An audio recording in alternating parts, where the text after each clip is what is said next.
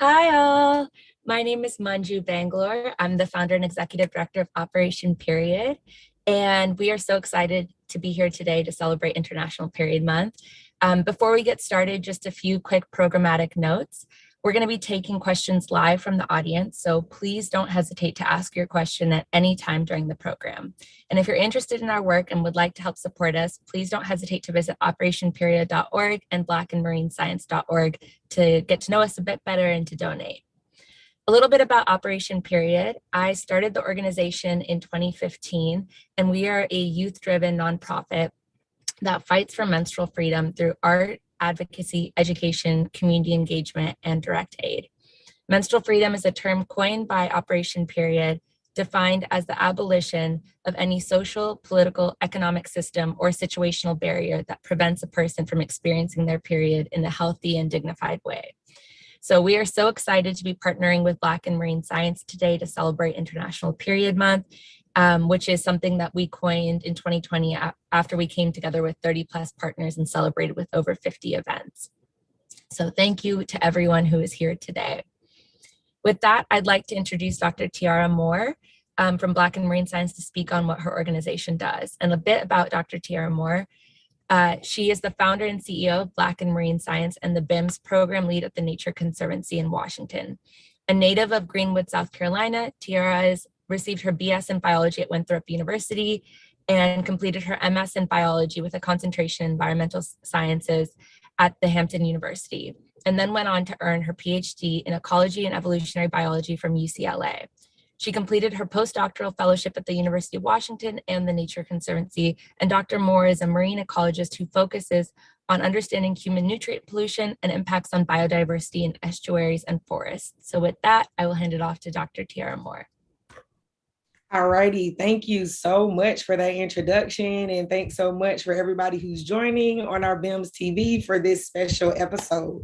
So yeah, about BIMS, Black and Marine Science was founded in 2020 and is an organization aimed to celebrate Black marine scientists, spread environmental awareness, and inspire the next generation of scientific thought leaders. And this all started with a tweet. After all of the racial injustices of 2020, I sent a tweet trying to find other marine scientists that look like me. And we hosted our first Black and Marine Science Week. It was such a success, we became a nonprofit and have grown to over 250 members in 25 countries. And we do weekly programming via our YouTube channel, BIMS TV, which you're streaming from now. Thanks.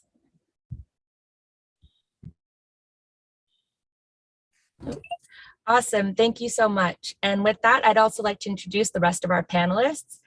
As a graduate student at the University of Georgia, Department of Marine Sciences, Leslie's research explores the impacts of climate change on oyster aquaculture, along the Georgia coast. She received her BS in biology from Spelman College and later her MS in biology from Clark Atlanta University. Her MS thesis research was conducted at the Georgia Institute of Technology through the Ratcliffe Lab. She is passionate about increasing diversity in marine science through her work with Black and Marine Science. Her goal is to blaze a trail for young Black marine scientists following her path. And in her spare time, she enjoys swimming, scuba, really anything involving water, traveling, and trying new foods. Thank you so much. Our next panelist, is Simone, who uses she, her pronouns. And she is a Baltimore-born scientist and educator who has had a wide range of experiences in the marine science field. Simone has studied algae, blue crabs, sand tigers, and sandbar sharks over the years in undergrad and graduate school. Even with her exciting research experience, Simone's passion for educating young people about the ocean and the environment remains at the forefront of her priorities. She is proud to be supporting students and teachers through her presence on a number of local and regional environmental education and STEM boards, and was recognized as one of the top 30 under 30 environmental educators by the NAAEE in 2020. Simone serves as the Chief Learning Officer for Black and Marine Science. And last but not least, we have Dr. Shauna Pandya, who is a physician, aquanaut, scientist astronaut candidate program graduate with International Institute for Astronautical Sciences, skydiver, pilot in training, VP Immersive Medicine with Luxonic Technologies, Director of Medical Research at Orbital Assembly Corporation, and Fellow of the Explorers Club. She is the director of the IIAS's Space Medicine Group and chief instructor for the IIAS's Operational Space Medicine course. Dr. Pandya was on the first crew to test a commercial spacesuit in zero gravity in 2015.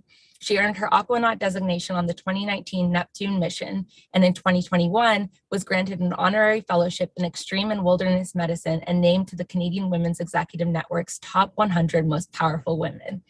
Her work is permanently exhibited at the Ontario Science Centre, and in 2022, Dr. Pandya was named to the Explorers Club 50 Explorers Changing the World. So to kick it off, we are going to start with Dr. Shauna Pandya's leading fact or myth. So our first fact or myth is bleeding in the water. Do our periods stop when we are underwater? Dr. Pandya, take it away. So that's a great question. First of all, thank you so much for having me on this wonderful panel with so many leading women in marine science, especially who are representing the Black community so well. So it's an honor to be here. So in answer to your question, this answer isn't a simple yes or no, but the bottom line is periods do continue whether you're in water or on Earth or in space. But it can seem like the flow of our periods do abate or stop because the surrounding water pressure actually forms, is increased and forms a bit of a seal around the vagina. So some women, divers and divers with periods may feel like their flow is diminished or has temporarily stopped while they're in water, but physiologically you are still having your period while you are diving. Wow, that is so interesting. I've wondered that my whole life because sometimes even when I'm in the shower, I'm like, is my period still happening? I'm confused. And I've been told growing up that my period wasn't happening underwater. So that's super, super interesting. I'd love to hear from our other panelists about their experiences diving or swimming while on their period. So Dr. Moore, would you like to go first? Oh no, I didn't know I was going first. All right. So yeah, this is such an interesting topic. And I think it's so I love what we have built here at BIMS because we make sure we talk and keep it real and keep it 100 when we have these conversations. And I think diving with your period is definitely just more work. You have to think about things, you have to be strategic, you have to make sure you have all your materials and methods, because if not, you can imagine if you're on a boat and you're diving all day and you don't have the things that you need, then that can be a very rough experience. And since we're keeping it honest, and maybe I can ask the doctor if it's okay, because there have been times when I found myself like, oh, it was wet, because I've been in the water and I can't, I need to change it, but I didn't have something. So here's like a roll of tissue that I'm now using to get through the rest of the day. So I think that's something that I've definitely experienced. I don't know if there's any health concerns with that, but that has been my experience coming out of the water, not having something to change and just going on. Absolutely. And, if there's a dedicated time afterwards in the panel or right now, it's the best time to address it. We should talk about period products for women and women identifying and divers with periods, essentially, because it's not just the tampons of yesteryear that are available to female and divers with periods anymore. There's a lot of options. So we can get into that right now, or we can come back to it later, whichever is most appropriate. Yeah, I think it would be great to go now, and then we can hear from Leslie and Simone about their experiences. But I'd love to hear about what period products we should be using underwater, for sure. Yeah, so it's a little bit different because certain options are not practical underwater, that one being the menstrual pad. For obvious reasons, it'll become waterlogged. Dr. Moore is shaking her head. That's a strict no. But three front runner options for period protection while diving include tampons. So it may seem counterintuitive, but maybe the wick of the tampon will get waterlogged, but the entire tampon doesn't tend to get waterlogged. It does what it's designed to do. For folks who are wanting to be a little bit more environmentally friendly, you may be on a boat where the waste flushes directly into the ocean. You may not want to send out a tampon straight into the ocean. There are cardboard only, plasticless, and biodegradable options, but there's more. So there's menstrual cups. So everything from the Luna Cup to the Diva Cup to alternatives. So these are a reasonable option because it's simply a 30 cc silicone cup that you can empty, wash out, has a 10-year lifespan. And because of that, it's more economical, it's more environmentally friendly. And then this is one I actually didn't know about until I was doing my preparation for this panel, is that in addition to period underwear with products like NYX, there's actually period swimsuits and bikinis out there. So yeah, I'm seeing your minds look blown. So my mind was blown as well when learning about this. And so the way that works is it is designed to seal in any menstrual fluids during a dive, and then just prevent them from wicking out and add an added layer of protection. So there have been, in my reading around the subject, it was suggested you can either use this as an adjunct to the other two products we've talked about, the menstrual cups, as well as the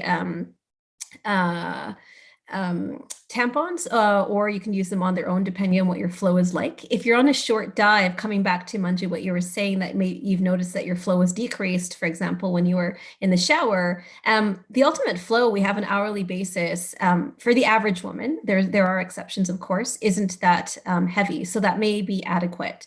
And then of course, there's longer term solutions, which I'll just mention for completion, is if you don't do this for the sake of a dive trip. Don't go on hormonal control, like a birth control or an IUD, for the sake of a dive trip. But if you have bigger period problems, such as heavy, painful, debilitating periods, in the longer term, you may benefit from having a conversation with your physician about having longer term period control. So that's my 2 Canadian cents on the subject, but always happy to answer more questions.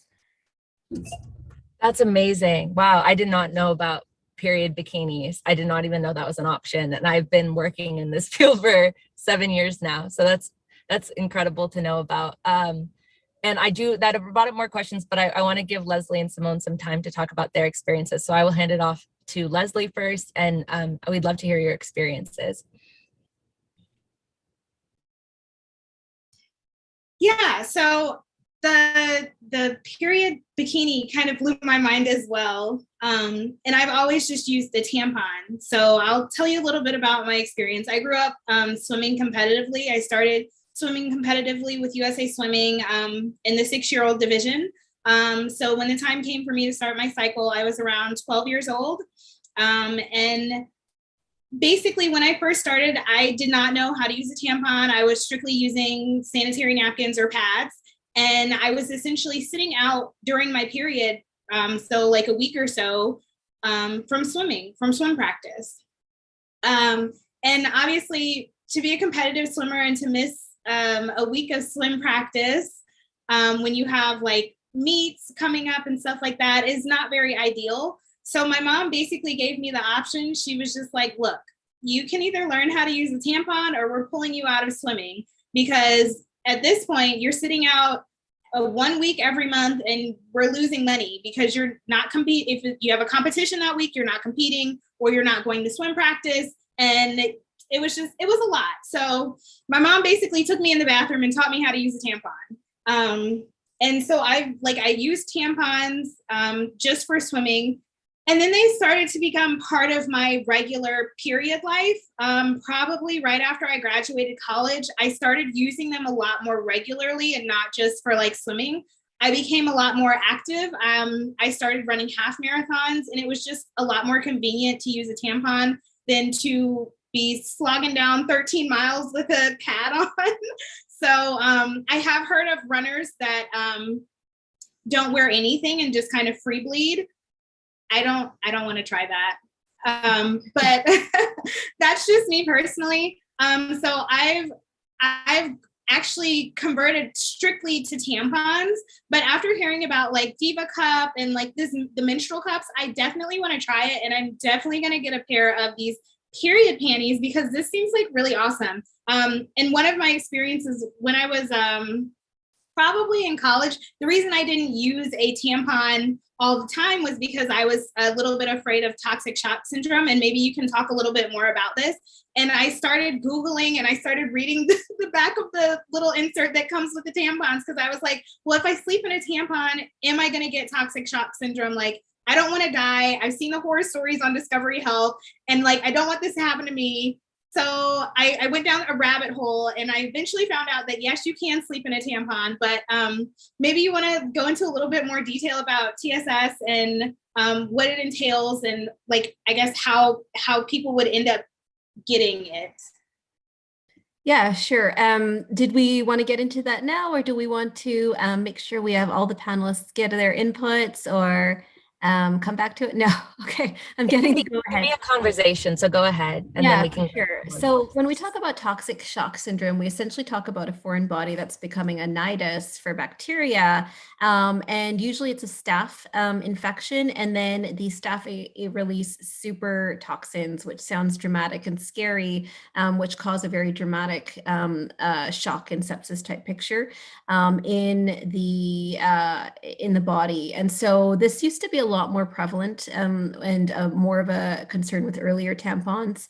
And so basically the concern was if you leave a tampon in too long, you can, that tampon will become a nidus for bacteria and then release those toxins, making you sick. And definitely when I was going through school and sex education, that was something that was mentioned. In practice, I've never seen it as a physician and a physician who works in the ER and in women's health. And partially is that tampons have been redesigned to be longer term. So like don't go leaving a tampon in for days. Don't do that. That's bad. It's still definitely a concern. But there are overnight tampons, there's flow adjustable, like there's tampons for different levels of flow. And then, on the flip side, so correlation doesn't equal causation. And so, in my line of work, you do see retained foreign bodies, including retained tampons. And, while they aren't pleasant, they certainly haven't caused toxic shock. So it's a real, but it's a small risk. So for anyone who's like, oh my God, I've forgotten a tampon in overnight, if you're still here, you do not have toxic shock syndrome. But on the flip side, if you're feeling unwell, fluish, just feeling really weak, then it might be time to get checked out. So definitely it's a real risk, but it's much lower than we would think. I have a quick question, is like, how do you know if you have it? Like, I know you just said symptoms, but if you were to go into the ER, like, is there a test, or like, what can people ask for if they think that they might have it? Yeah, that's a great question. And so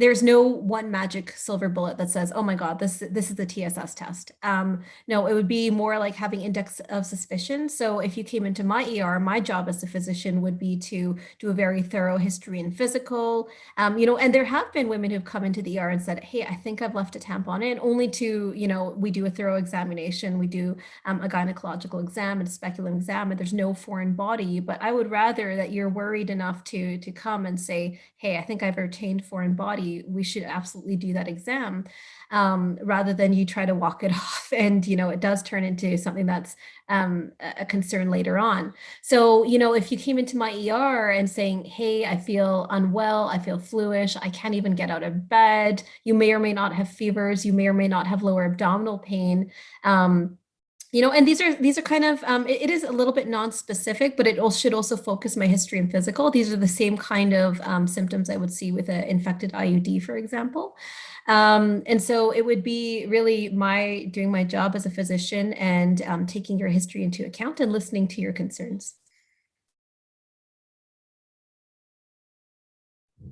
Awesome, thank you. And then we'd love to hear from Simone as well about your experiences, Simone.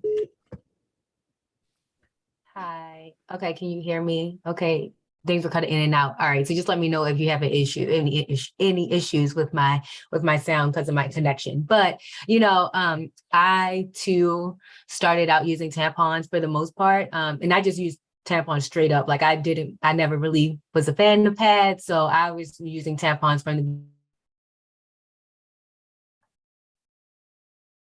dive. So I don't really have that same viewpoint that Tiara and Leslie have. But I did. Hopefully, y'all still are there. But I did definitely have to spend long hours, so over 12 hours on the boat usually. And so that's much too long to be keeping my tampon in. And there's no bathroom on that boat. So Shauna was talking about like, a bathroom that like flushes. And we didn't even have a bathroom. We just had a boat. And that's all we had. So I definitely couldn't change a tampon outside on the edge of the boat as we are in the middle of the ocean, right? Like it just wasn't conducive at all. And so I been very happy that I was able to like start to try the Diva Cup or period panties. I actually started out with like these reusable pads that you could use. So like pads that like you could snap into your underwear and then take them off and then wash them. And then like I had a whole bunch of different sets of them. So that's like the first thing that I tried is like my reusable or like a non-single use item for my period. That was the thing that I did first. And while that was okay, to be honest, I have a really heavy flow and I have very painful periods too. And I get a lot of like clotting in my blood. And so those reuse.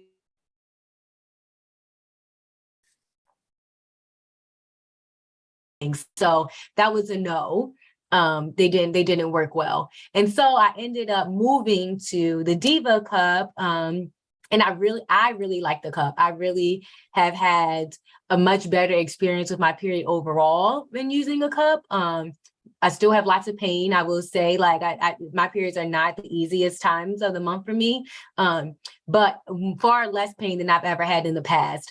And I also have period panties. So when we're talking about period panties, I use them as well. And sometimes I use them both. Sometimes I have the cup and then put on like the underwear overnight, because overnight on the beginning couple of days for me are pretty heavy and I bleed a lot more. So they actually have like the period underwear that you can wear overnight that have like I don't know if it's a pad that's been built in. I'm not sure exactly what the terminology is, but like it goes further up like your butt basically, so that when you lay down, because like if you lay down and you're on your period, like blood like rises up, it does that. So it's nice.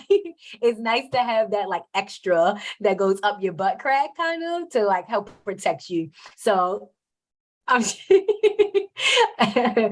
that's really nice to have. And then now I've gotten to a place where like I can know that if I'm going to be like in the field for a long time, like leading camps or like leading stuff with students outside, then I would just wear the cup and I can keep the cup in. But if, for example, I'm with students and we're doing a camp day over day, like we're staying overnight somewhere that's not a hotel, like if we're like camping outside, then those days I would just use the period panties because it's easy enough to just like change the whole underwear and then move on to a new pair the next day and not have to worry about going to empty anything in between. So that's kind of what I do when I think about like field work and my period.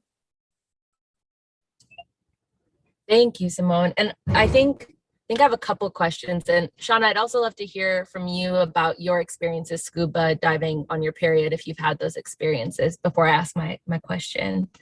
Yeah, you know what? I've been actually really lucky because my brain has somehow reprogrammed itself at critical junctures.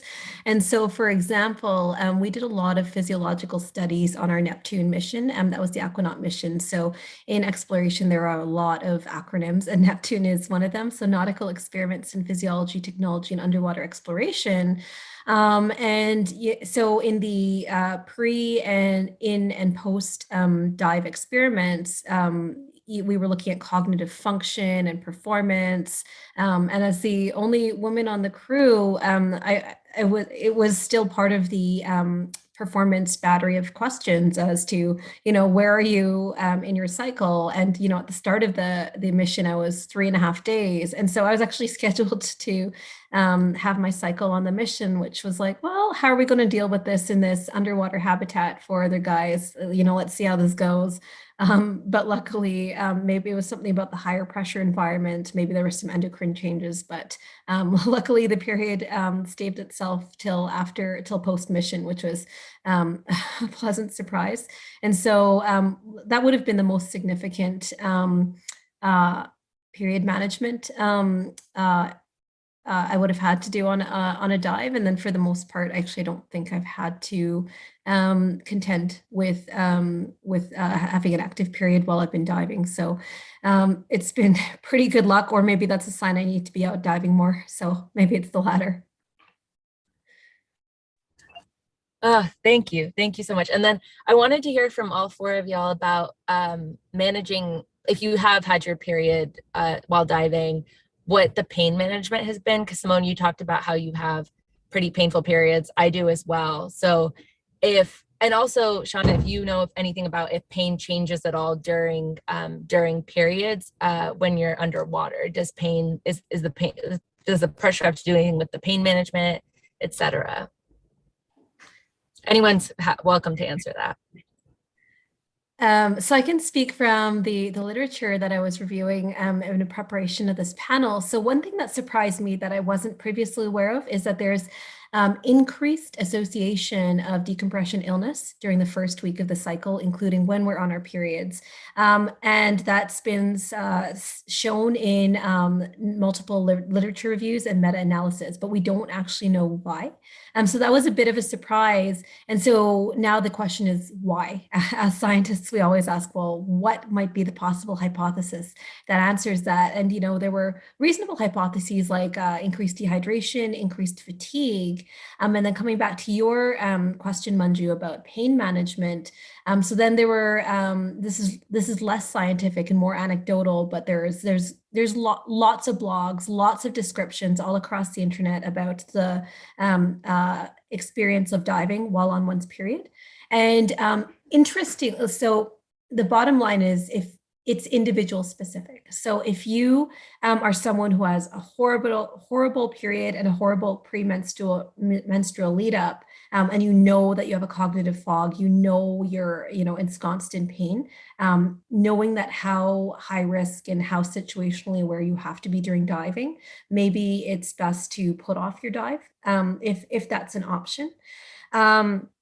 And then the other interesting thing was that some women have such severe bloating that they actually need to resize their gear, such as their dry suits, their wetsuits while diving. And they also need to reweight themselves if they're diving on their period because the bloating and the girth is so different.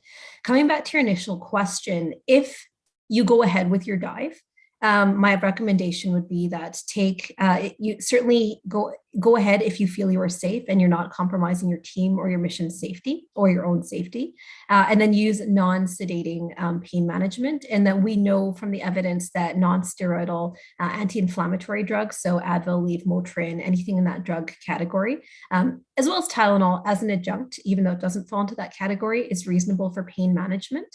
And as long as you're not impacting your level of alertness underwater, it's definitely reasonable to continue to dive while you're on your period, if you're safe to do so.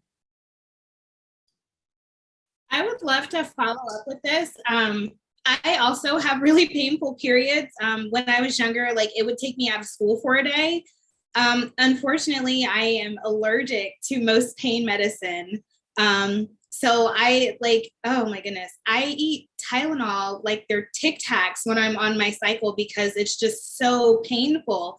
And I'm sure I probably go over the recommended dose, but I also get really bad migraines, and sometimes they are associated, they come around the same time as my cycle. So it's just, I don't know. I do have a hormonal birth control, which has kind of helped with the pain in my cycle, but it's also made my period extremely irregular. So it's like, I'm 30, I'm going to be 33 this year. And I feel like I'm still playing the guessing game. Like, is my period coming this week or is it just not going to show up? Am I pregnant? Well, no, that's not possible. So it's just like, what's going on, body? So yeah, it's sometimes it's just really frustrating. And maybe you can answer this question for me. I've heard stories that your cycle changes like every 10 years. Is that true? That's not the med school teaching, but we do know that cycles can change. Anecdotally, what I hear from my patients is that cycles can change with age, especially as we approach perimenopause. That one's a known phenomenon. Like as we get older and towards the end of our cycles, the flow, the regularity, the pain can certainly all change. And that's expected. And then the one that's more anecdotal but definitely documented is post-pregnancy. There are so many moms out there who say your period is never going to be the same. And, you know, whether it's lighter, whether it's heavier, whether it's more painful, whether it's less regular, you know, the uterus is going to do, the ovaries are going to do what they're going to do. But that being said, Leslie, your fourth comingness with your period experience is an important one because this is such a common conversation I have with patients in my office in that, you know, how do we work together to find a solution that works for you? And, you know, realizing that you don't have to suffer. And, you're a very not typical case because I don't want to say that your experience is, I don't want to dismiss it, but I would say that, okay, well, we know that you can't take NSAIDs. We know that maybe your hormonal birth control isn't doing what we want it to. So what other options are out there that work for you? You know, would you be a candidate for an IUD? Should we send you to the gynecologist? If you're happy and satisfied that you're completed your childbearing years, should we look at surgical options? So I'm saying this because, Leslie, for you and for anyone who's out there, wrestling with difficult periods, heavy periods, painful periods, irregular periods. There are a lot of options out there. And certainly it's always worth a conversation having with your primary healthcare physician, as well as maybe a gynecologist if necessary. Thank you. And Simone and Tiara, do you guys have any anecdotes or any stories about being on your period and managing the pain underwater? Yeah, I was going to say for me, so I started scuba diving in 2013. And at that time, I think I was on birth control pills. And so for that, you can kind of see, there's the 3 lines of pills and then the 1 line of placebo. And so that's your period time. So I could plan for it or plan to dive. But then I started doing longer research trips where I will be out for a month or 2 months or 3 months. And it's kind of hard to kind of manage prescription, get it refilled. And then when you're scuba diving all day, it's like, I don't even want to take pills or, it's just like a lot going on, you're trying to manage all that. So I moved to the thing that's in my arm. I should know what it's called. What's it called? It's called Nexplanon. Yeah, that's it. Progesterone implant. Yeah. And that's Nexplanon. Yeah, Nexplanon. And so that definitely helps with pain management, but also similarly like with like the regulation of my period. So I don't have it that often. But when I do have it, I have a pain in my stomach. And I would actually say for me, getting in the water is almost like a relief because it's like I'm carrying around a lot of weight. I got this pain in my stomach. But then when I get in the water or under the water, I'm basically weightless how I feel. So I'm just there floating about. Oh, look at me not having to feel this pain. So it's really been kind of a reprieve to be able to dive on my period, just to get that bit of relaxation. And I think personally, if you know me, you know that the water is just a safe space and a place where I find healing in general. So it's probably just linked to that. Well, actually, so it's probably that as well. But you reminded me, Dr. Tiana, that of a very important point that exercise for certain patients and certain folks with periods can actually relieve cramps, and it seems like you're one of them. So this is to kind of go back on what I said earlier, that for some people with horrible periods, don't maybe don't go diving, but for some people, exercise, including diving, may be a relief. And if that's you, definitely go about your best self as you go about diving.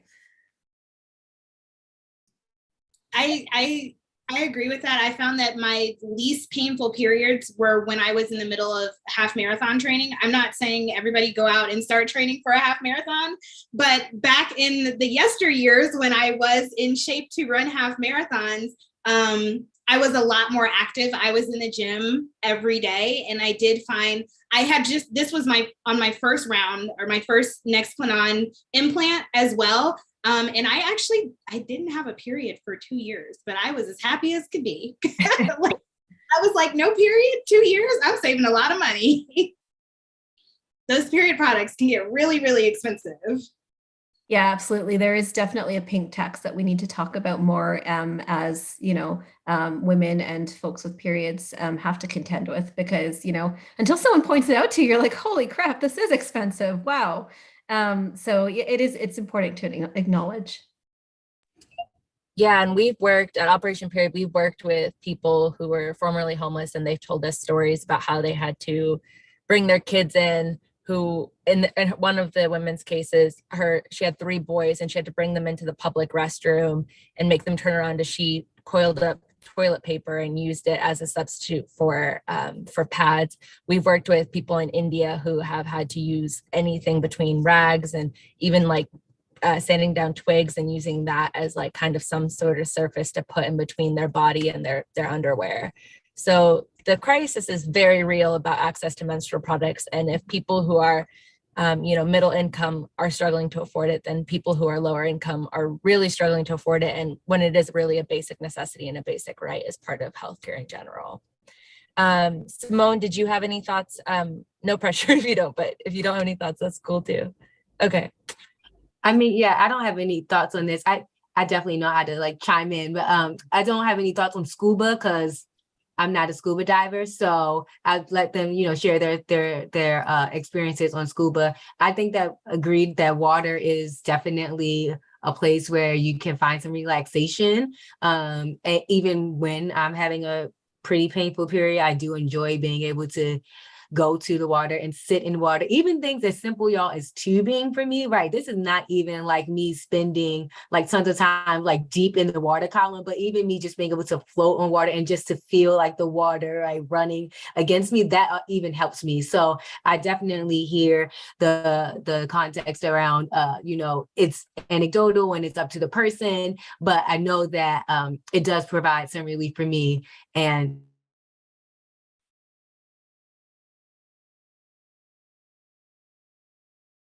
gives me a break from my cramps too. Awesome, thank you.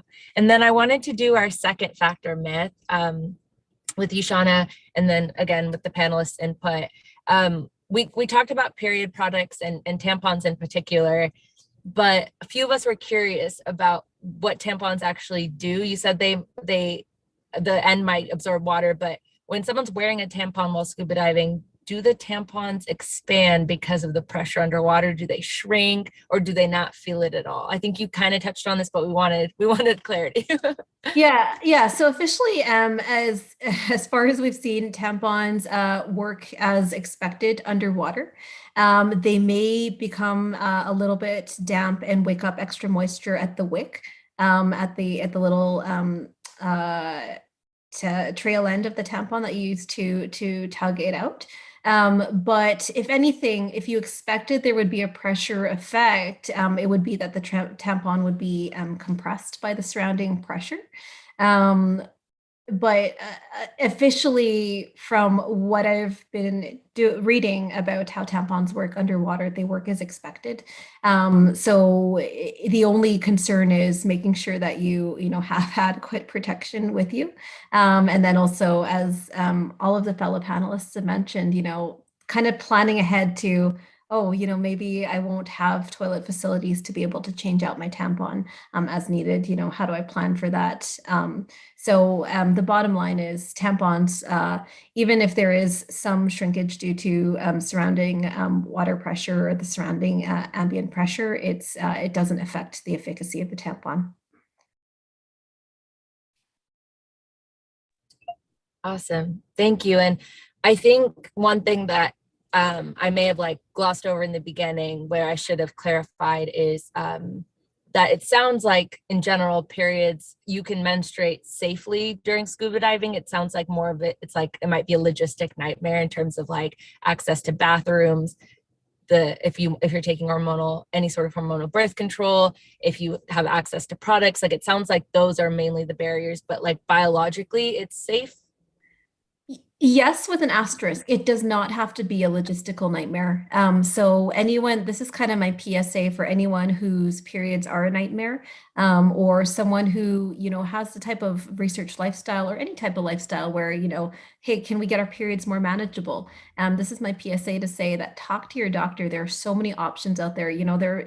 Everyone from the active college athlete or the high school athlete who has debilitating periods, we put them on continuous oral contraceptives if they're a candidate for such. So they only have 3 periods a year. That's not unnatural. You're not doing anything bad to your body. You're simply giving them the level of functionality that they need. I am a huge proponent of the IUD, especially hormonal IUDs for women and folks with periods who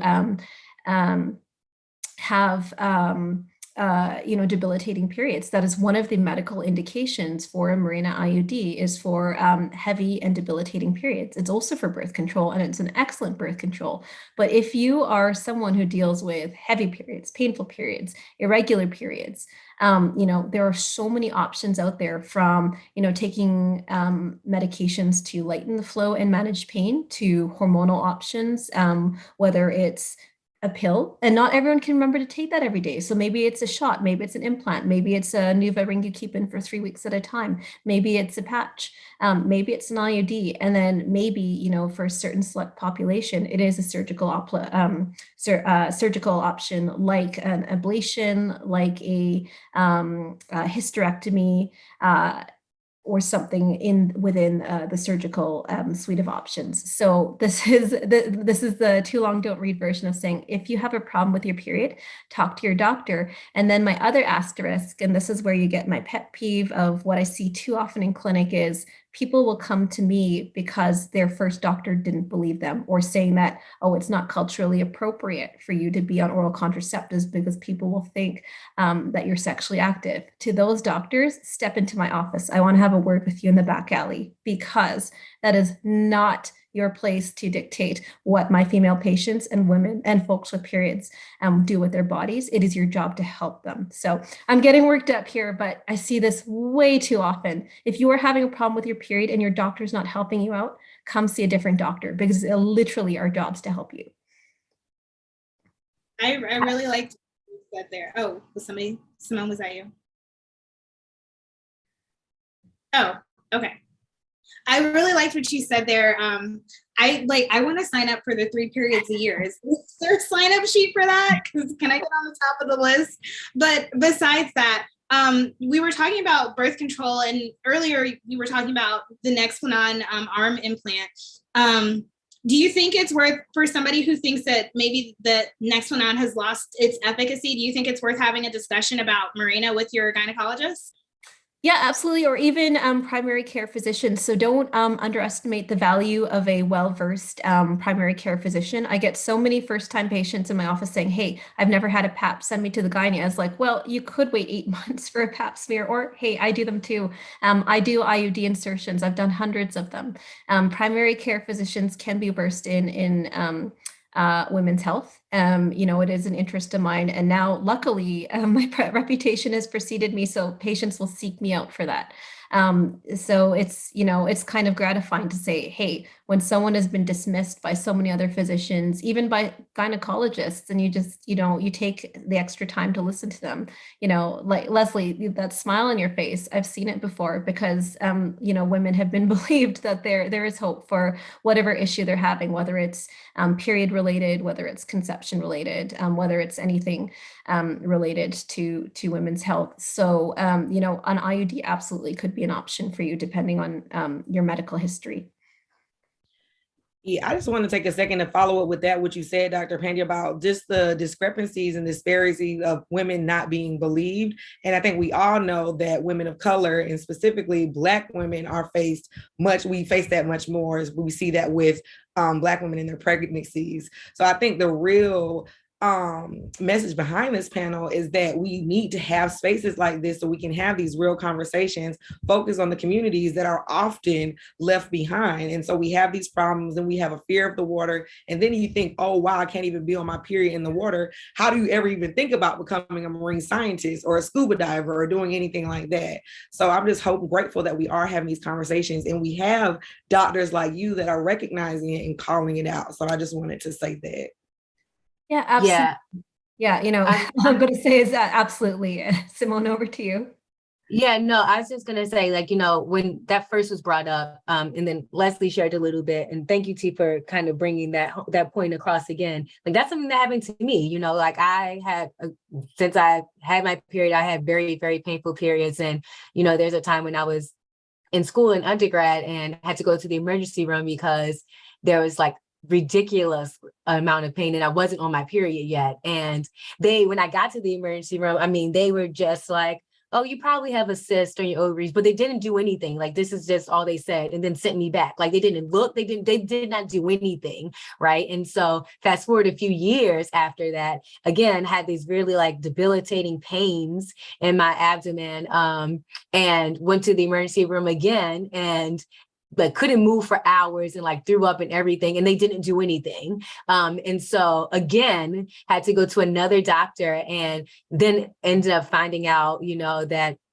that had PCOS. But like, this is like much after, like years and years, over 10 years after I first was visiting doctors and going to the emergency room, and no one was doing anything to help. And so I think that the reason that I was excited about doing this, and with Black and Marine Science, it was because I think that we don't talk about the things that we experience enough. And I think that a lot of times we think that we have to like keep it a secret, right? Or like you only tell the people that you're closest to, but not knowing that like the woman next to you could be going through something very similar and she doesn't know what to do, but because no one else has talked about it, right? She's at a loss. And I think that we really should try to do our best, right? To make sure that we do have spaces where people can ask questions. So like, I'm happy that Leslie, it's funny, we haven't gotten any questions from anybody else, but Leslie then running off a whole bunch of questions. And that's awesome, right? Like, that's right, Leslie, ask whatever questions you have, because and when you get on Google, right, you end up finding a whole bunch of stuff. You know how easy it is to like find things on Google and then think that one thing is happening to your body that isn't even happening. And so I think it's really good that we are able to have this conversation. And I'm really thankful that, you know, that Operation Period and BIMS was able to collab to do this, because this is very, very meaningful. And I think that I want marine scientists to know that, like, wow, you know, lots of people do scuba, right? I always am the person that's like, but I didn't do that kind of work, but you can still experience these things, right? You still can experience, you know, you need to think about what it's like for people who do menstruate, even if you work in a lab, even if you work in the field, right? Or outside, or if you work on a boat, right? All of those situations, the way that you approach it might look different. So yeah. Yo, that's a good point, Simone, because why are we making research vessels where you go places for 12 hours with no bathroom? Why? Because a man made it and all they had to do was just turn over on the side. That's why. So let's just get rid of them anyway. All right, bye. So that's such an important point. We see this in, you know, every aspect of life, is that, you know, we're being asked why we're not performing as, you know, as our colleagues. And it's because the world isn't designed for us. You know, the running joke on all of my missions is that I'm always super cold. And I just thought, you know, I need to do a better job of being warm. And then I actually read a study saying that the average office environment is designed for a male's metabolism. Women tend to run colder and need a warmer ambient temperature. And that's obviously age specific and BMI specific, but on average, that's one of the ways. And so when we look at design, whether it's the design of a rest facility on a marine boat at sea, or if we're looking at the International Space Station toilet, there's a lot of design considerations that need to do a better job of accommodating how female physiology works. I completely agree. There's a lot of design considerations, and there's just need for us as women of color and as women scientists. My background's in physics, for anyone who didn't know, but it's important for us to be not only represented, but actually in those rooms. There's a story about how when Sally Ride, the first American woman to go up to space, was selected for the week-long mission for her first time going to space, the engineers came up to her and they were like, so do we allot 100 tampons for your first mission? And she was like, hold up, I'm only going for a week. It's not guaranteed that week is my period. And I definitely don't need 100 tampons. So it's stuff like that, where it's like, wow, if there had been one menstruating engineer on that team, that question wouldn't have been said aloud, because someone would have been like, hey, that's not the smartest thing you could say to her. So just things like that.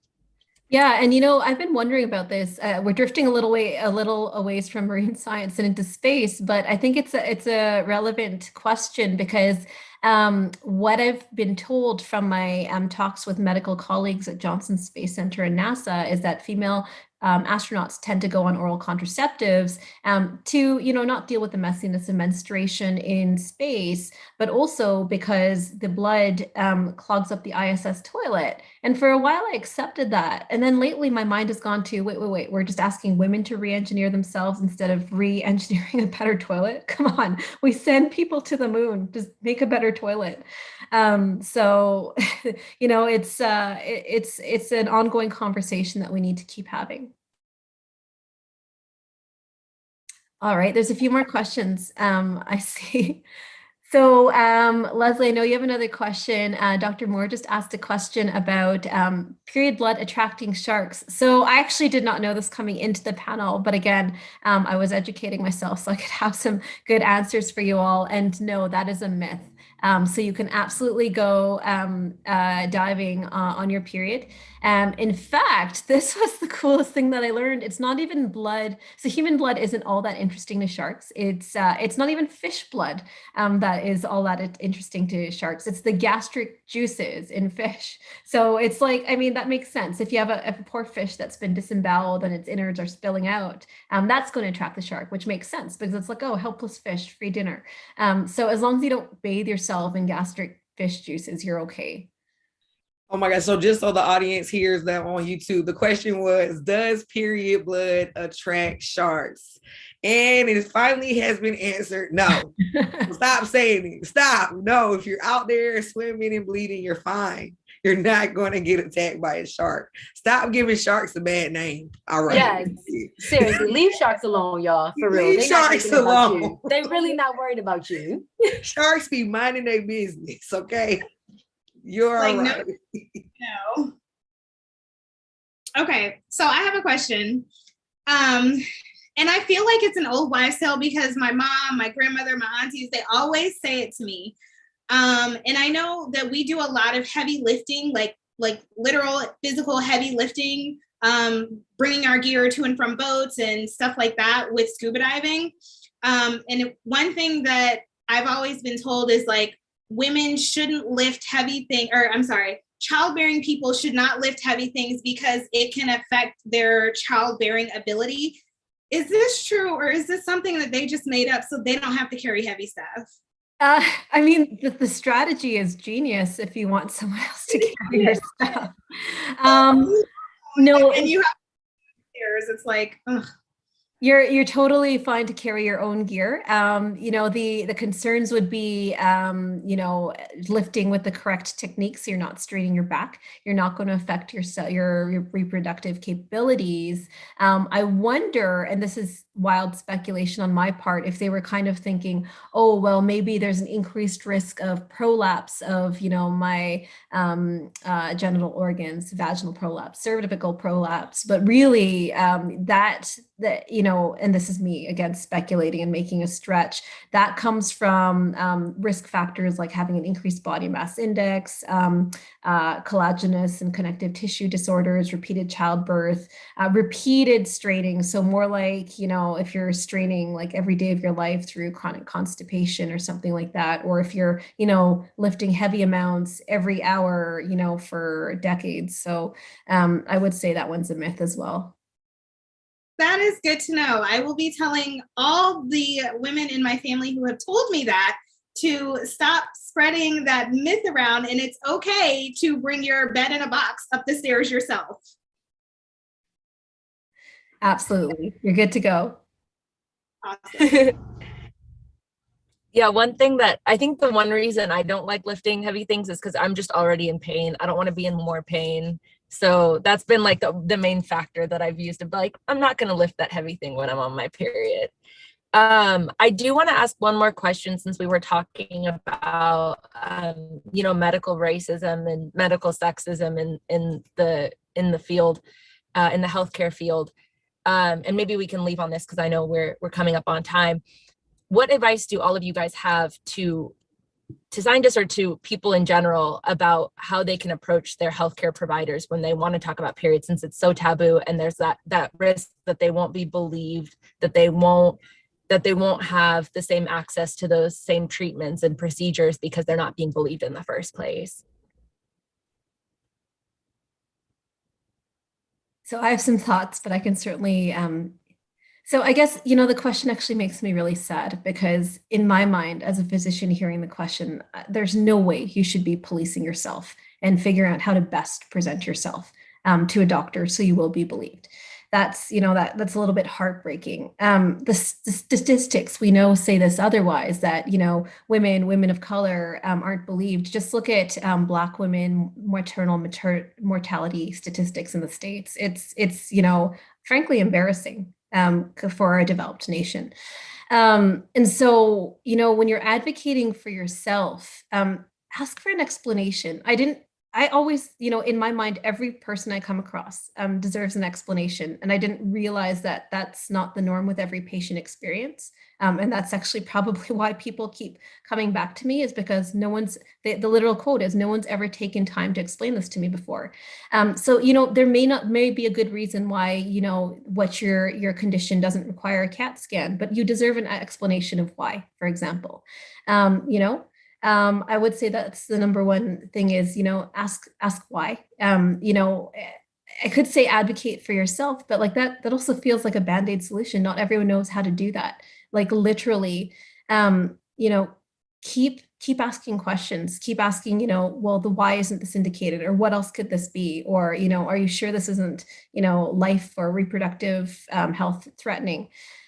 Just because, you are a human being and you absolutely deserve the answer of why when it says something as important as your own health. Yeah, I have to agree with you there. I've always had women of color as my primary care physician or my gynecologist. The one time that I went to a non-woman of color physician, my concerns were dismissed. And I decided to do a follow-up with another doctor who was the woman of color. And I'm so glad that I did, because I was very right to be concerned about what was happening. So I think another thing is, and it's very similar with mentoring, some people don't have the same experiences as you. So to find somebody that has been brought up with similar experiences to you, whether it's being a woman of color, a person of color, whether you're in therapy or whether you're going to a gynecologist, I think it's really important. For me, at least, it was to find someone that looked like me and that had kind of the same experiences, like, the old wives' tales and stuff like that, hearing about that sort of stuff, to go into them, to be checked out, to see if this should be of concern. So yeah.